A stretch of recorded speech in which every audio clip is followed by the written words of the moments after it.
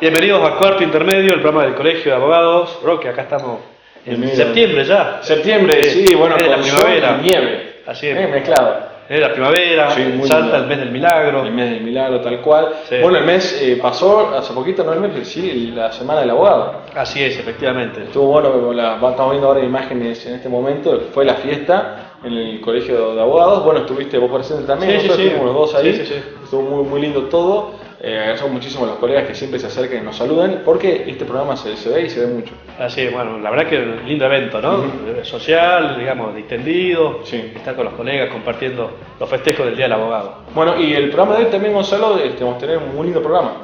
La verdad que sí, un lujo. Un lujo. Vamos a tener música de primer nivel. Va a estar con nosotros el ensamble Jardín de Apolo, que hace una presentación este domingo. Invitamos a toda la audiencia este domingo en el Club 20 de febrero a las 20 horas, 4 de septiembre.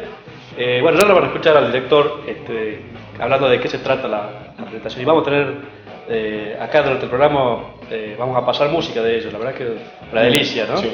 Bueno, también nos va a visitar el presidente electo del Colegio de Abogados, el doctor Humberto Pedro Burgos, para echar un poquito de la situación del Colegio de Abogados y de las actividades que se van a desarrollar hasta fin de año. Así es. Y también estará con nosotros el doctor Renato Ravivaldi, la verdad que un lujo, un invitado de lujo, un académico, bueno, viene de presentar un libro, vamos a hablar de derecho constitucional. La verdad que De varios temas. quédese porque recomendable realmente. Y a los alumnos que tomen nota, ¿no? Claro, Papel y lápiz. exactamente. Va a ser el tema de examen seguramente. Y déjame presentar, Gonzalo, como todas las semanas, a nuestro artista invitado del mes. Está con nosotros presentando su obra Rostros, como vemos ahora en pantalla, Santiago Durán, quien muy generosamente acercó esta serie de obras, que bueno, tiene como correlato este año el 2016, el año del bicentenario de la independencia, por eso vemos que tiene la fecha del año 200, ¿no es cierto? Tiene todo un carácter simbólico y representativo de los distintos colores de nuestra Latinoamérica. Una serie que se llama Rostros, ¿verdad? Rostros. Acá tenemos la muestra, parte de esa serie Parte de de la- Rostros del artista. Así que invitamos a todos los artistas salteños que quieran participar, que se comuniquen con nosotros, nos manden un mensaje de texto de WhatsApp a nuestro celular y bueno, estamos exhibiendo su obra en el mes que siguiente, ¿no? Que estamos publicando. Sí, recibimos varios mensajes de texto, nos decían, ¿qué pasa con la sección del crítico invitado? Sí. Un clásico del programa Un que clásico. hacemos siempre. Bueno, les comento que vamos a reeditar esa buena costumbre y bueno, ahora tenemos confirmada la próxima crítica. Ajá, una colega. Elisa Reynoso. Elisa Reynoso, bueno, Así ya es. le tomamos la palabra que Así va a es. venir. ¿Te parece, Gonzalo? Vamos a una placa del consultorio gratuito del Colegio de Abogados. Si tiene alguna duda, algún problema legal, no se quede con la duda, consulte siempre, para eso están los consultorios gratuitos del Colegio de Abogados.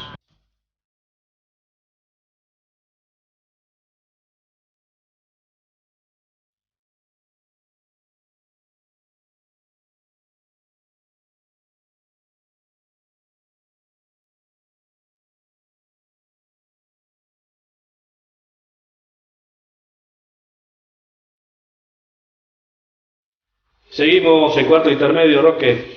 Así es, Gonzalo, porque bueno, ha pasado el Día del Abogado, hemos festejado, hemos brindado, muchos saludos nos mandaron también a todos los colegas, y a raíz de eso es que queremos hacer este bloque especial con nuestro presidente electo. Así es, Con pronto a el asumir, doctor. ya falta poco para... Falta poco. Falta un poquito en octubre. Sí, bueno, buenas tardes a todos, buenas tardes oyentes, gracias por la invitación como siempre. Muchas gracias por venir, Pedro. Y bueno, contanos un poquito en la situación que está ahora el colegio, ¿no? Que estamos con obras acá al lado del Colegio de Abogados, que se va a inaugurar justamente en octubre. En octubre, la idea era terminar todos los detalles previstos para octubre. El 21 de octubre sería la asunción y bueno, sería la entrega de la obra en pleno funcionamiento. Ya tenemos muchísima actividad académica para desarrollar en ese salón, así que el 4 de noviembre viene el doctor Peirone para exponer sobre todo lo que es la reforma procesal con el nuevo Código Civil, así que como ustedes saben, siempre trabajando en lo académico, que creemos que es parte indispensable de una exigencia diaria de cada uno de nosotros como abogados. Así, llevando la formación a toda la provincia, ¿no? Porque eso algo de destacar, digamos, del Colegio de Abogados, de la Escuela de Abogacía. Digamos, una concepción federal, por decirlo de alguna manera, ¿no? Sí, de estar cerca de cada uno de los colegas en sus necesidades, no solamente académicas, sino institucionales. Tenemos actualmente el curso de Derechos Reales en Cafayate, en Tartagal, en Orán, terminó en Rosario de la Frontera, próximo a iniciarse en Joaquín M. González. tenemos una diplomatura en Derecho del Trabajo en un convenio con el Foro Federal de Institutos de Trabajo de la Argentina, que iniciaría el 9 de septiembre en Tartagal. Así es. Bueno, uno ve la actividad durante el año de la escuela, de la abogacía y de las distintas comisiones que organizan cursos. Realmente la oferta académica es muy grande, pero falta espacio, digamos, para desarrollar esos cursos y conferencias. Muchas veces uno quiere preparar un curso y ve que tiene fecha para dentro de 3 meses, 4 meses, una fecha disponible. Pero vamos a tener un salón de conferencias que va a dar respuesta a esa falta que teníamos, ¿no? Sí, la primera idea es tratar de que los colegas se adapten a esto de un nuevo lugar donde se van a poder capacitar, que es a 10 minutos, 15 minutos del centro, que es el salón nuevo que está acá en Ciudad Judicial. Tiene una capacidad de 400 personas, pero se puede dividir en 3 salones. Claro. Por lo tanto va a funcionar, yo creo que a pleno esos salones. A vos te ha ocurrido también en el momento que quisiste armar tu conferencia, sí, vos viste la poca disponibilidad del salón, pero bueno, como te digo, las exigencias son diarias, tenemos cursos pendientes, incluso empieza ahora la diplomatura de abogado del niño, que quiero transmitirle, creo que tuvo la doctora Daza también mencionando el tema un tema muy importante que se modificó el Código Civil. La figura de abogado del niño es imprescindible en cada uno de los procesos en que interviene. El Colegio de Abogados ha presentado un proyecto de ley donde va a llevar adelante un registro de cada uno de los abogados especializados en el tema, y una vez que el juez solicite un abogado del menor, surgirá de un sorteo de ese padrón que llevaría el Colegio de Abogados, que obviamente certificará cada una de las capacitaciones que tiene, y creemos que es una salida laboral importante, no solamente laboral, sino que debe tener contención fundamentalmente humana en el trato con el niño, para poder transmitirle al juez lo que piensa realmente el niño de cada una de las situaciones que vive. Eso va a iniciar el 16 de septiembre con una diplomatura dirigida por el doctor Carlos Romano y acompañado por diferentes docentes de nuestro medio, la doctora Carraquiri, abogada litigante, la doctora Quintero, que es secretaria de juzgado. También se van a sumar otros colegas, como la doctora Gabriela Cardón, que tiene una vasta trayectoria. Bueno, y también tuvimos este año, en cuanto a experiencias de diplomatura, una que respecto al derecho procesal civil, ¿no es cierto? Y otra también respecto a lo de riesgo de trabajo, que está finalizando o ya finalizó. ¿No? Finalizó la semana pasada. El doctor Daniel Machado cerró el ciclo de las clases y ahora están prontos a presentar el trabajo final. Así que ha culminado con 60-70 asistentes, donde se ha desarrollado y hubo un debate amplio sobre cada una de las temáticas, y sobre todo nos vino muy bien para ponernos en alerta sobre lo que se está comentando ya, que sería una nueva reforma de la ley de riesgo de trabajo, que obviamente todavía no tenemos el material concreto, pero ha empezado a circular un borrador que algunos hemos tenido acceso, y si realmente sería ese el proyecto, sería una vez más menoscabar la dignidad y la equidad y la igualdad con que se debe tratar cada uno de los casos en los accidentes de trabajo, y obviamente el perjuicio del trabajador. Hasta también hay una situación que pondría en tela de juicio esto de las transferencias de las competencias provinciales a la justicia federal. ¿Pasarían al fuero federal? El proyecto que yo tuve en mis manos, que obviamente no es oficial, todavía no se ha presentado en ningún lado, impulsaría que haya competencia federal en el sentido de que las comisiones médicas sean obligatorias sí o sí. Sí o sí, y luego de eso, sí, agotada la vía en la comisión médica, se abriría la posibilidad de recurrir a la justicia provincial o federal según la elección del trabajador. Pero bueno, desde ahí ya va cercenando un derecho que varios fallos de la Corte han dicho que no era obligatorio el paso por las comisiones médicas provinciales. Bueno, y también se espera también un trabajo en conjunto desde el instituto también, Alberto Centeno, junto con otros institutos de derecho laboral y otras comisiones de derecho laboral del resto del país.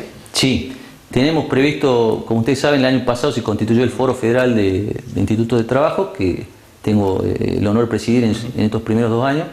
Estamos con una jornada 10 y 11 de septiembre en Neuquén, del 22 al 24 de septiembre en Mendoza, la del 27 y 28 de octubre en Salta, que sería nuestra 4ª jornada nacional del Instituto de Trabajo Norberto Centeno, y cerraríamos el año, cumpliendo el año del Foro Federal, el 26 de noviembre en San Isidro.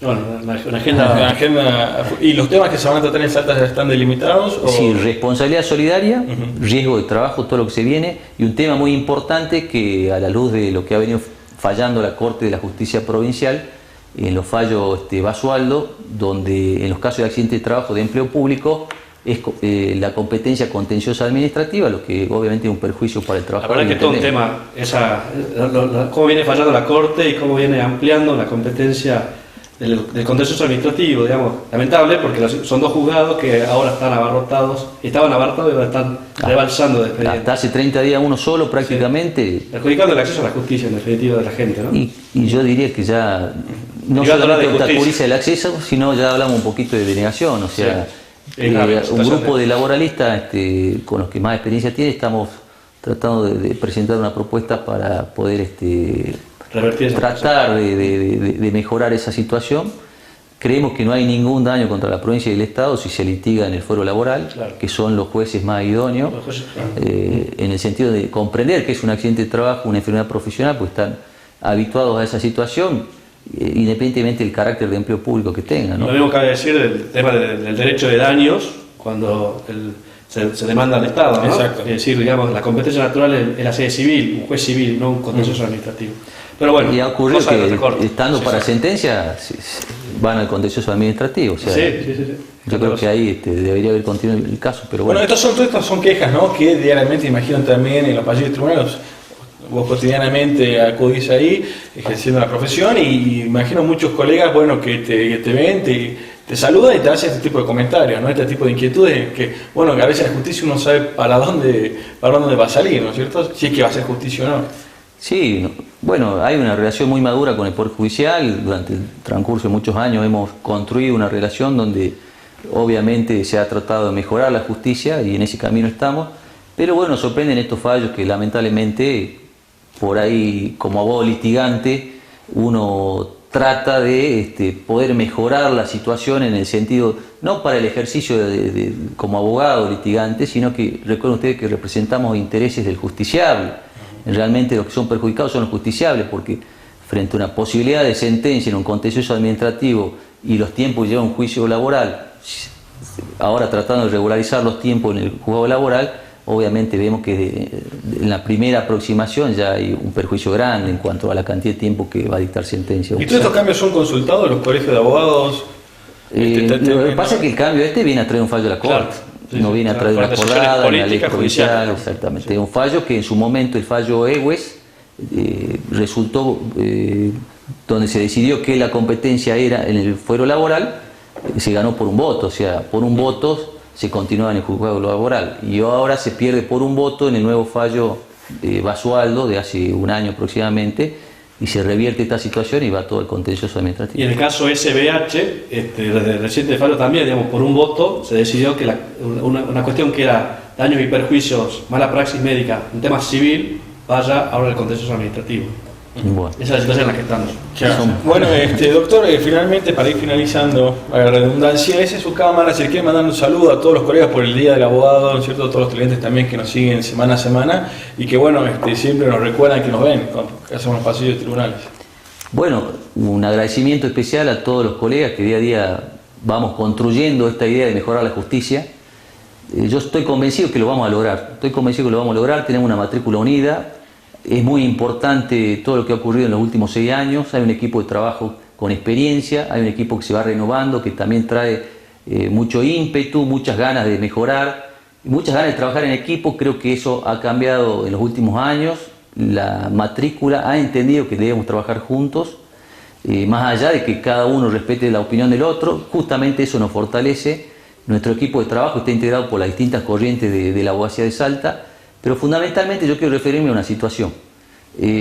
Nosotros tenemos que exigir la justicia, pero también exigirnos a nosotros mismos. Por eso es importantísima la capacidad y la exigencia académica. Debemos ser leales a nuestras convicciones y leales al cliente. Y principalmente señalar esto que decía Couture en su 10º mandamiento, que creo que es algo importante, me emociona a mí porque yo realmente me ocurrió en mi experiencia personal de que cuando uno vive dignamente de la abogacía, llega el momento en que tu hijo te pregunta qué destino quiere tomar.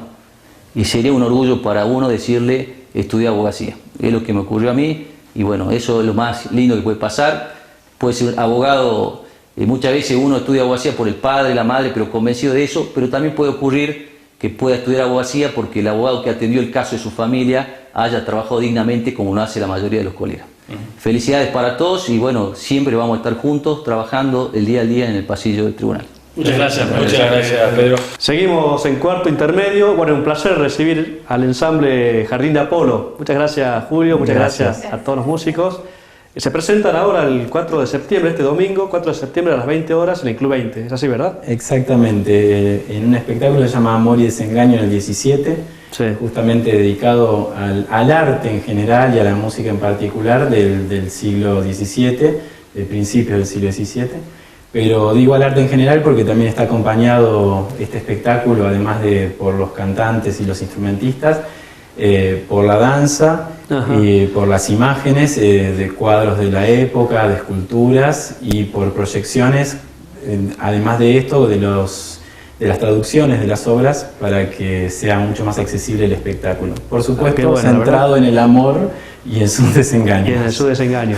Bueno, presentemos a Julio, por favor. No tienen micrófono los artistas, pero está con nosotros. Bueno, ellos son parte del ensamble. El ensamble, Sí. en la parte vocal son 18 cantantes, Sí. de los cuales, bueno, hoy vimos una parte, Sí.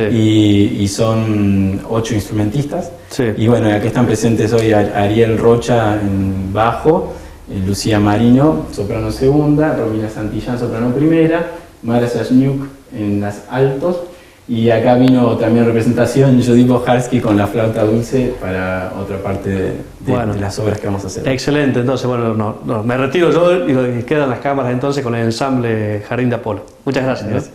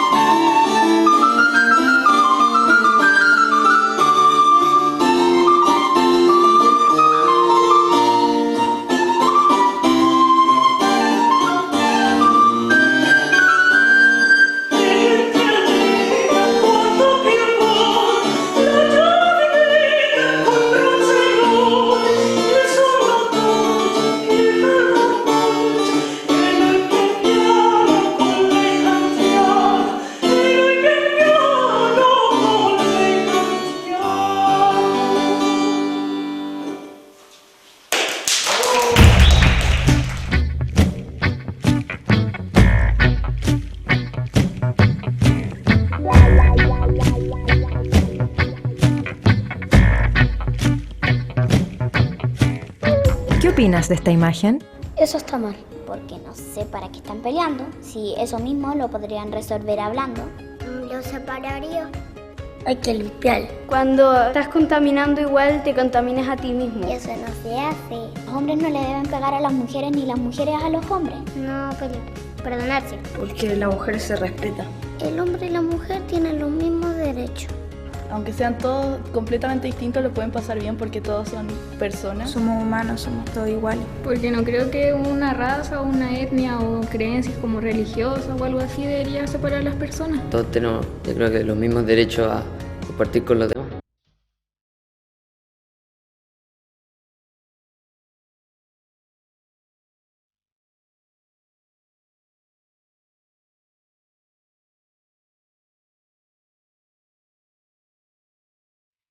Seguimos en cuarto intermedio, Roque. Bueno, qué música, ¿no? Qué Sí, nivel, qué lindo. muy bien, la verdad que sí. Bueno, el domingo, queda hecha la invitación. Un Entonces. lujo tenerlo acá en el programa, al ensamble Jardín de Apolo. Bueno, y otro lujo que nos damos en el programa es la presentación de un libro. Exactamente, está con nosotros el doctor Renato Ravivaldi. Muchas gracias, doctor. Muchas gracias, doctor. ¿Qué tal? ¿Cómo le va? Buenas tardes. Por su predisposición. Y la verdad que una alegría venir, digamos, a presentar, por lo menos ya se hizo la presentación oficial, la presentación en nuestro programa del libro Lecciones de Teoría del Derecho, una visión desde la jurisprudencia constitucional.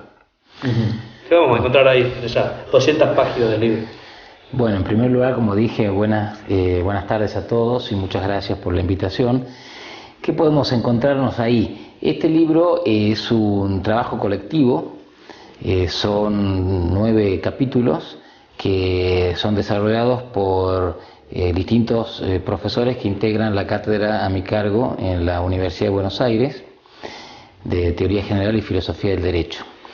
De modo tal que como primera característica quiero hacer notar esa idea de una investigación en conjunto, que me parece que es algo que debemos enfatizar especialmente en la vida universitaria. La vida universitaria no se hace en soledad, en solitario, sino que se hace dialogando, conversando, planteando hipótesis y contrastándolas, y para eso el diálogo es fundamental.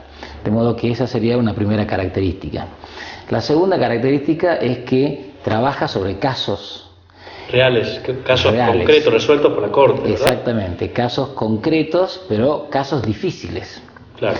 Es decir, que el objetivo no es reflexionar sobre cuestiones respecto de las cuales todos coincidimos, sino precisamente respecto de cuestiones sobre las que no coincidimos. Claro. Cuando usted se refiere a casos difíciles, nos estamos refiriendo a las situaciones en las que confrontan derechos fundamentales. Efectivamente. Entonces, es difícil encontrar la respuesta. Ese es un desafío. Sí. La jurisprudencia de la Corte, como usted bien sabe, ha pedido que se armonicen los derechos. Ha dicho en numerosas oportunidades que la invocación de un derecho no puede hacerse a costa de otro, y viceversa. Exactamente, no se puede anular un derecho, digamos, sacrificar un derecho. Exactamente. Y esto ya está de alguna manera en nuestra Constitución, en el artículo 28, que cuando alude a la reglamentación de los derechos constitucionales, pide que se respete la sustancia de cada uno de ellos. De modo tal que esa es la interpretación oficial, podríamos decir, de nuestra Constitución por parte de la jurisprudencia de la Corte. Pero el problema es que eso no siempre es tan lineal, es tan sencillo. Por ejemplo, un caso que concretamente comento en el capítulo 5 es un caso de la Corte de Salta, el caso Ruiz, en donde se debatía si el acceso carnal que había tenido una persona que integraba un grupo aborigen respecto de una menor de edad, del mismo grupo étnico, ¿verdad? Del mismo grupo étnico, constituía una manifestación de la cultura en la que ellos se integraban, o si constituía un agravio a la integridad física de la menor. Claro, todo un tema, porque el debate era, en este caso debemos aplicar el Código Penal argentino, o tenemos que contemplar las costumbres de este pueblo aborigen. ¿Cómo lo resolvió la Corte? Todo un tema, ¿no? La Corte de alguna manera no lo resuelve en ese caso que yo comento, porque la mayoría casa la sentencia y pide que la Cámara de Apelaciones compruebe o chequee si efectivamente esa costumbre era real o no. Claro. De modo tal que por una cuestión, podríamos decir, formal, no entra al fondo de la cuestión. Sí lo hace la disidencia de la doctora Garros Martínez, que entiende que no existiría esa costumbre y que lo que habría sería un agravio a un derecho constitucional básico. Pero más allá de la decisión, de la solución, que en este caso y en todos los demás casos uno puede justamente discutir y son discutibles, lo que nos interesaba a los integrantes de la cátedra es plantear estos supuestos que podríamos denominar límite. Muchas otras autoridades lo consideran casos trágicos, Es decir, ya ni siquiera casos difíciles, porque los casos difíciles son aquellos casos en donde, si bien con dificultad, no obstante, podemos encontrar una solución de forma tal que se garanticen al menos el núcleo duro, el núcleo sustancial de los derechos constitucionales en cuestión. Claro. Por ejemplo, si usted llega, como a veces la Corte Suprema ha llegado, a cierto equilibrio entre hasta dónde la libertad de expresión tiene juego, claro, sin afectar la intimidad, y hasta dónde la intimidad de las personas puede desarrollarse sin afectar sustancialmente la libertad de expresión. Un tema en que la Corte Suprema ha trabajado muchísimo en precedentes, bueno, siguiendo el lineamiento también de la Corte Suprema de Estados Unidos y demás. ¿Cuál es el caso concreto, el caso judicial que ustedes han analizado para estudiar la tensión entre la libertad de expresión y el derecho a la intimidad? Bueno, eso hay un famoso caso de MB, que las siglas hacen referencia al caso Maradona, que había una disputa respecto de una filiación extramatrimonial, ¿no? Pero también, por ejemplo, tratamos un caso de la Corte norteamericana en donde se planteaba si una sociedad, ya no una persona física, sino una persona jurídica, podía alegar la objeción de conciencia, y en el marco del plan de salud de Obama, el famoso Obamacare, podía objetar que a los empleados de su sociedad se les aporte algunas prestaciones que entendían incompatibles con sus creencias religiosas. Claro. Ahí entonces usted tiene de nuevo la tensión o el conflicto entre libertad religiosa, objeción de conciencia, derecho a la salud, a las prestaciones básicas, que se dio en ese caso. Claro. Entonces, el tema de alguna manera es mostrar, esta es una expresión de Robert Alexi, que es el catedrático alemán que justamente presentó el libro tanto en Buenos Aires como en Salta, que estamos ante derechos competitivos, derechos de primera categoría o derechos fundamentales que compiten. Entonces, lo que plantea Alexi es que hay que tratar de implementar esos derechos en la mayor medida de lo posible. Él hace referencia a la idea de optimización. Tenemos que optimizar. Y esto es obviamente el desafío. Bueno, y entre otros temas que trata, perdón Gonzalo, trata el tema del aborto, por ejemplo, también. Bueno, ahí está implícitamente tratado en el caso norteamericano, pero la pregunta es pertinente porque otro de los casos que tratamos es el caso T, o caso Thanos, que es el caso resuelto por la Corte Suprema de Justicia de la Nación, en el cual se planteaba una persona que tenía un bebé anencefálico y peticionaba la interrupción del embarazo.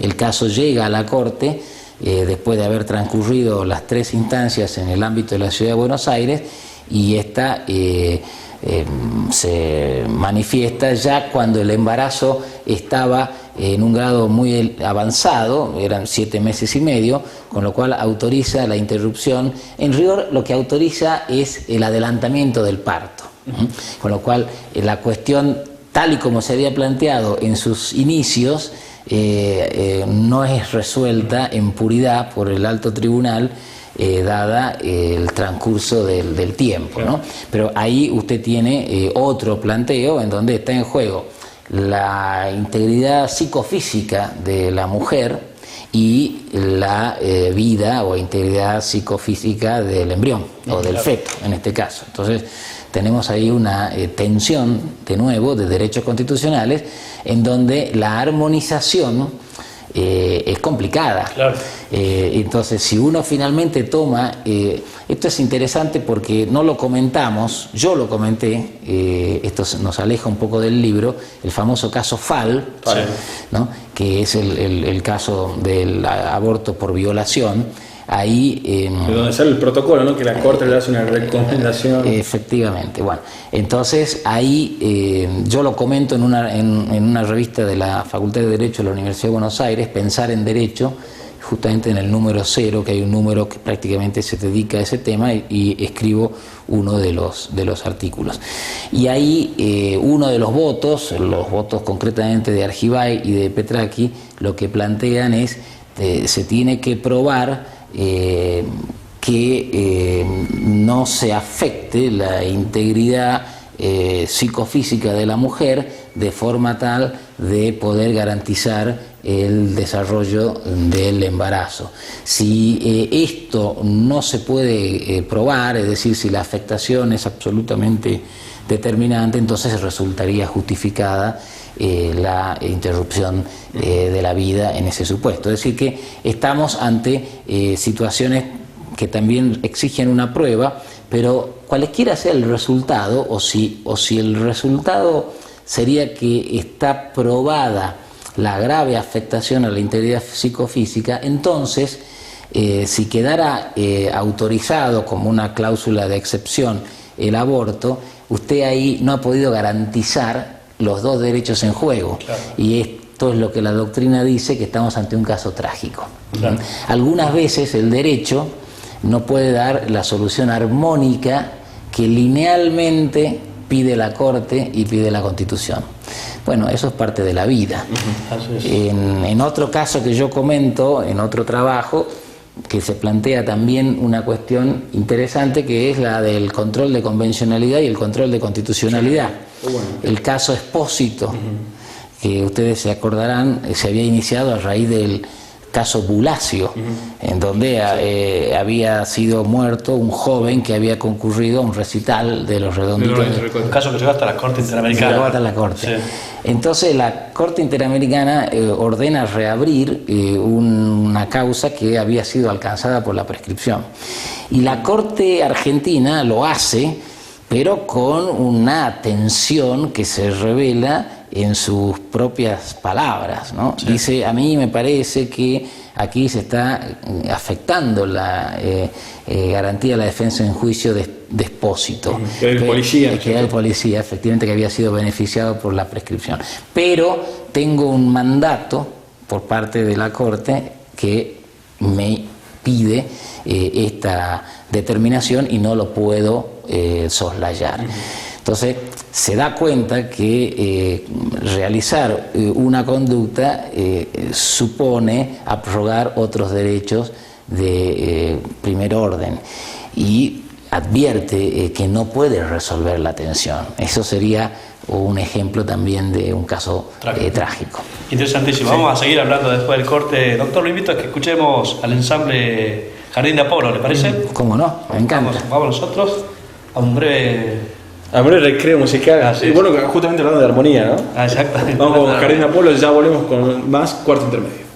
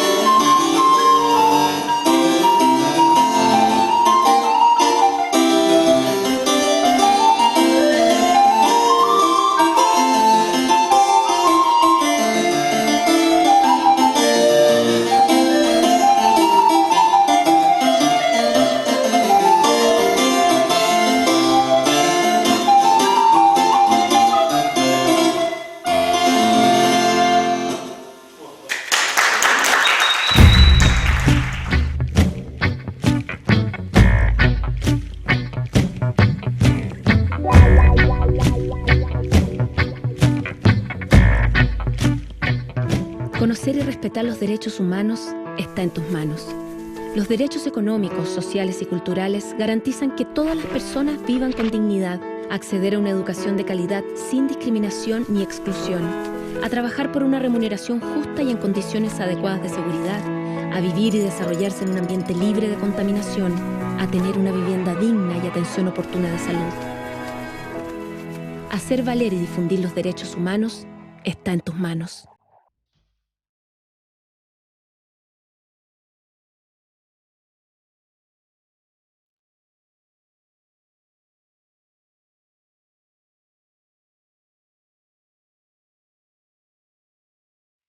Seguimos en cuarto intermedio, música de primer nivel, y estamos acá con un doctrinario también de primer nivel. Así es, sí, sí. La verdad que es un placer, sí, ¿no? Sí. La clase que estamos teniendo acá de derechos humanos, derechos constitucionales. Doctor Renato Rabaivaldi, usted mencionaba recién y hablaba de los derechos competitivos, digamos, haciendo mención a Alexis, ¿verdad?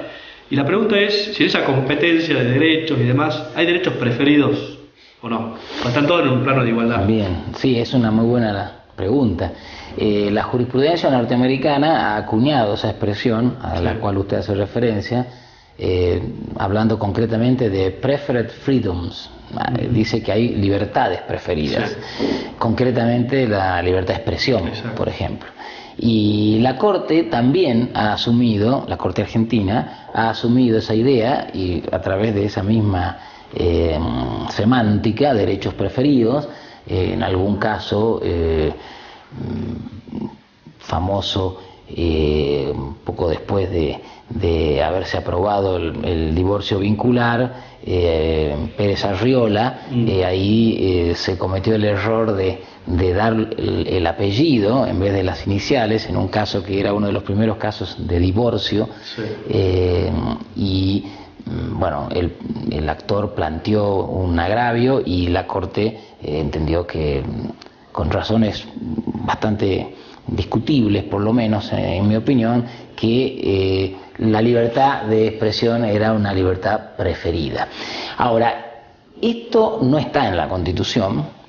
En la Constitución más bien lo que se infiere es lo contrario, de que, como usted recién señaló, los derechos están en pie de igualdad. Particularmente yo considero que esa es la doctrina ajustada por una razón. Estos derechos hacen referencia a la persona humana, de modo tal que no hay derechos más humanos que otros o más fundamentales que otros. Todos son derechos fundamentales, sustantivos, que en todo caso hay que tratar de modular o de optimizar en las circunstancias concretas, y por lo tanto algunos puede que en función de determinadas circunstancias tenga un peso específico mayor que otro, pero no a priori, sino en el caso. Por lo tanto, la idea de derechos preferidos no creo que pueda inferirse con facilidad del texto constitucional. Otras constituciones sí tienen una suerte de jerarquización de derechos. Ahí entonces la cosa es más sencilla. No creo, esta es mi opinión, que la nuestra lo tenga. Bueno, otros temas también que hablamos detrás de cámara, interesante de tratar respecto al certiorari. Eso sí, claro, esa famosa facultad que tiene la Corte Suprema de, en definitiva, de elegir qué caso va a resolver y qué caso no. Selección. Uno pone alma, cuerpo y vida en un recurso extraordinario, llega a la Corte Suprema de la Nación y después recibe una notificación electrónica en un párrafo, en un renglón que dice que te aplicaron el certiorari. Y uno se queda con la sensación de que no ha tenido oportunidad, de que no hay la falta de acceso a la justicia, ¿no? ¿Cómo lo ve? Todo un tema. Y esto obviamente tiene que ver con la concepción que se tenga de la Corte Suprema. Esto también viene de la tradición norteamericana. La Corte Suprema es vista como un órgano de cogobierno de la nación, como el intérprete último de los derechos constitucionales, y por lo tanto la Corte tendría, al menos en el imaginario norteamericano así ha sido vista, tendría esa facultad de pick the case, como dicen ellos, de seleccionar el caso, porque ellos están solo para, en tanto que cogobiernan, para mostrar a la sociedad y sobre todo a los otros poderes cuáles son las líneas, las directrices de aplicación, de exégesis, de interpretación de los derechos constitucionales, ¿no? Esto que estamos nosotros diciendo, esto es lo que en verdad el constituyente ha querido decir, es lo que tendríamos que interpretar a la luz de las actuales circunstancias, y por lo tanto ustedes, legisladores y Poder Ejecutivo, deberían de alguna manera actuar en consonancia con esto. Entonces, en esa tarea de cogobierno tiene explicación, tiene justificación esta idea del certiorari negativo. Esto va acompañado de que si el justiciable, el abogado que ha trabajado con tanto empeño, ha tenido en algunos casos varias instancias administrativas y después 2 o 3 instancias judiciales, bueno, su caso ha sido suficientemente revisado por personal idóneo, tanto en la fase administrativa como judicial, y el recurso extraordinario a la Corte Suprema es eso, es un recurso extraordinario que no necesariamente debería ser atendido, y esto no afecta la garantía de defensa en juicio y no cercena ese trabajo encomiable que han hecho los profesionales, porque han podido ventilar previamente su asunto. Esto es... Pero imaginemos un caso, lo tomo de la vida real. Un caso, uno va a la Corte de Salta, porque es una competencia originaria de la Corte por cuestiones formales no entra al fondo del asunto, uno va con un recurso extraordinario y la Corte Nacional aplica el certiorari, digamos. Ahí no hay una privación de justicia. Y ahí es un tema que es interesante. Yo no lo había pensado previamente, pero bueno, ahí estaríamos casi faltando al doble conforme, ¿no es cierto? Claro, con lo cual son, me parece, esos temas que la Corte debería mirar. Claro. Debería mirar distinto a los otros. Claro. No hablemos de la complicación que ha generado el tema de la arbitrariedad, ¿no? Sí. La doctrina de la arbitrariedad de la Corte Suprema en definitiva su competencia, de hecho, ¿no? Ha ampliado su competencia, y por lo tanto perfectamente puede un justiciable con sustento en esta jurisprudencia considerar que su caso también resulta captado por esa jurisprudencia, por esa línea de precedentes, y el hecho de recibir el certiorari lo deja ante una situación de perplejidad. Sí. Pero bueno, son, me parece, estos temas que hay que pensar y repensar, y pensar hasta el fin, como decía Radbruch, y para eso está el derecho, por eso están estos programas también. Doctor, ¿cómo fue el bambalina, ¿no? Tras bambalina de este libro? ¿Cómo fue la selección, no solamente de los trabajos, sino también de los temas, ¿no es cierto? Bien, sí, esto también es una pregunta muy interesante porque termina, me parece, de explicar el sentido del libro. Nosotros, o particularmente yo, concibo la teoría del derecho como una teoría del derecho, es decir, que tiene que partir del derecho, reflexiona desde el derecho, desde la jurisprudencia, desde la legislación, desde los problemas concretos que tiene el justiciable, que tiene el profesional. No es una teoría que está en las alturas, abstracta, sino que desde ahí va tratando de dar soluciones de especie o criterios más o menos generales propios de una cosmovisión teórica, pero que tiene como punto de partida lo jurídico. Dicho esto, entonces, una pieza importantísima de nuestra enseñanza es la jurisprudencia. Y a partir de allí yo he escrito un tratado, un manual, un texto de teoría del derecho, que sería el texto que justifica el programa de la cátedra. Que ya va por la cuarta edición. Que ya va por la cuarta edición, lo voy a presentar en Salta el año que viene, así que los voy a invitar oportunamente. Sí. Y ahí entonces yo desarrollo 7 ejes temáticos. La selección de estos casos acompaña a esos ejes temáticos. Claro. De modo tal que el estudiante tiene un libro que plantea las cuestiones teóricas y luego tiene un casebook, un libro de caso en donde esas cuestiones teóricas planteadas en el primer capítulo se tratan de aplicar a un caso concreto, de modo tal que el alumno vea que estas cuestiones que se ha reflexionado en la teoría no son una teoría, sino que se pueden apreciar en la práctica. Claro.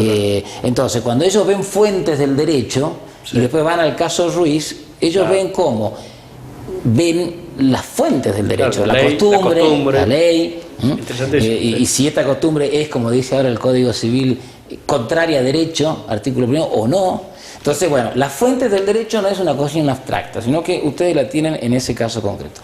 De modo que el casebook fue pensado como un complemento del libro de Teoría del Derecho, y como quienes dan las clases, además del titular, son los distintos docentes que integran el libro, ellos mismos que iban explicando los temas empezaron a comentar estos casos, y esto terminó en la publicación, que también es importante para los docentes, porque algunos se inician a la investigación, otros ya están profundizando en ella, y bueno, es una manera de ir contribuyendo humildemente al progreso de la ciencia jurídica. No lo leía el libro, pero me da la impresión de que, además de que es un texto universitario, es más que un texto universitario, digamos, porque a mí ya me dieron ganas de leerlo, y seguramente va a ser de utilidad, digamos, en la formación, porque el abogado tiene que formarse de manera continua y permanente, ¿verdad? Es así, yo creo que es una valiosa herramienta. Sí. Sirve para los profesionales también.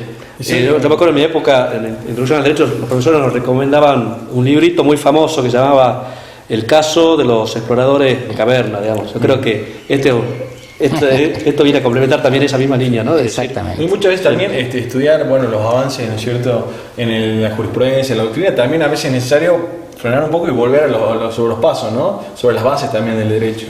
Así es. Me parece que es un ida y vuelta. ¿No? Y además la legislación siempre, y la jurisprudencia, en el fondo, siempre está pendiente o atendiendo a esas grandes cuestiones teóricas que a todos nos conmueven. Nos quedan 2 minutos, Gonzalo, del programa, pero queríamos también aprovechar, doctor, si nos quiere contar, bueno, de los temas que tratamos, si quedó algún temita más que le gustaría compartir con nosotros, con los televidentes, de algún caso que haya quedado y se haya tratado en el libro. No, a ver, puedo decirles que uno de los capítulos se dedica al tema de interpretación y comentamos el caso Rizzo. Lo digo porque es del presidente del Colegio de Abogados de la capital, y estando acá en un programa del Colegio de Abogados, aquel, como ustedes recordarán, era un supuesto en que se había puesto en cuestión la ley de reforma del Consejo de la Magistratura, y la integración, y sobre todo el modo como debían ser elegidos, sobre todo los jueces, el estamento judicial, a esa nueva composición del Consejo. Bueno, la ley, como recordarán, fue muy discutida, y la Corte en ese precedente la declara inconstitucional por 6 votos a 1, una disidencia del juez Zaffaroni. Es muy interesante ver cómo razona la mayoría y ver cómo razona la disidencia. Además es muy interesante porque Zaffaroni había integrado también la reforma constitucional como constituyente, que había incorporado ese artículo. Entonces la mayoría de alguna manera cita algunas opiniones dadas en el debate convencional respecto de este tema, y bueno, y se produce ahí un entrecruzamiento, un diálogo desde posturas totalmente distintas, pero respecto de esta realidad. Entonces ahí, en ese caso, se citan prácticamente todas las directrices de interpretación que desde Savigny se han ido perfeccionando y ampliando. Es un instrumento de trabajo para todo profesional sumamente útil. Es un caso que tuvo una gran trascendencia política en su momento, y es un caso, me parece, que no podía faltar. Claro, sí. Como también no hay mucho espacio, pero también está el caso de los testigos de Jehová, la transfusión de sangre, un tema de fertilidad asistida, que es un fallo de la Cámara Federal, ¿verdad? Sí. Que el voto es suyo, digamos, y se adhiere el resto de la Cámara. Es un fallo que no tiene desperdicio su lectura. Bueno, nosotros recomendamos entonces la lectura de este libro, Lecciones de Teoría del Derecho, una visión desde la jurisprudencia constitucional, editorial Ábaco, Rodolfo de Palma. Ya están en las librerías. Está en las librerías, así que hay que ir urgente antes que se acabe. Bueno, si no, esperar a la segunda edición. Agradecemos muchísimo, doctor. Muchas gracias. Bueno, un gustazo, el programa de hoy. Se nos acaba el tiempo, Gonzalo. También un gusto contar con el excelente catering de los amigos de Inolvidable. Así es. Nos sacan semana a semana. Y bueno, Gonzalo, nos despedimos con nuestros amigos hasta la semana que viene. Así es. Bueno, agradecemos como siempre a Sergio Arancibia, a Marcelo Guyerna, la excelente asistencia técnica. Perfecto, muchachos. Que nos dan, ¿no? Así que bueno. Hasta la semana que viene, Gonzalo. Esto fue Cuarto Intermedio, el programa del Colegio de Abogados.